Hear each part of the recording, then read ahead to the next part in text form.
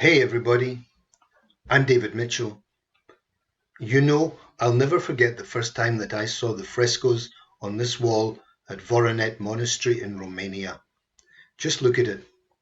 It shows you a visual representation of the genealogies of Jesus. The people you see, kings and princes and so on, are his ancestors from Adam down. And look, right there in the middle of the wall, there's a window into the genealogies of Jesus. Now, wouldn't that be really something useful? Because people have puzzled over these genealogies for centuries. But more of that in a moment. This book is called Jesus, the Incarnation of the Word. But don't think it's about the theology of the Incarnation.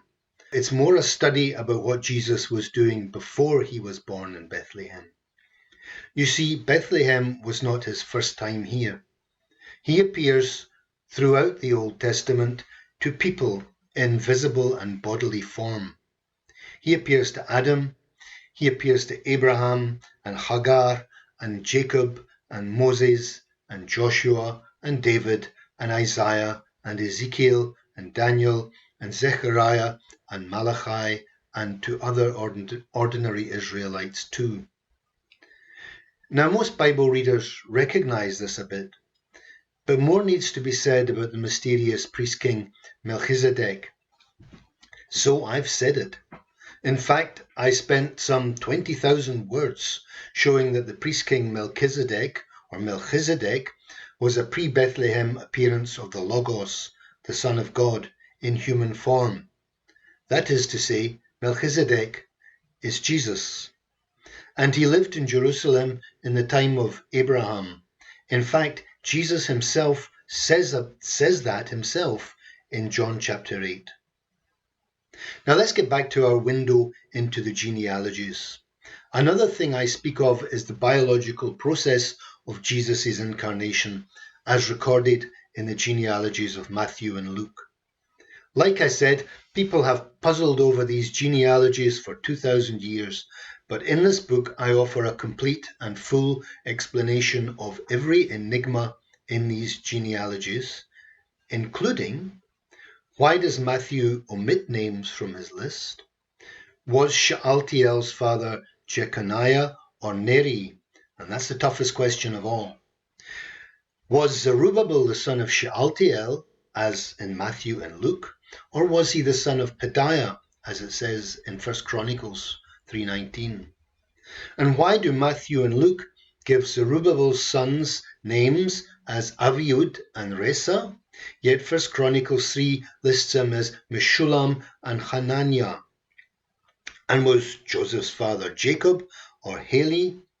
And does Luke's genealogy represent the descent of Mariam or Mary, as we call her in English?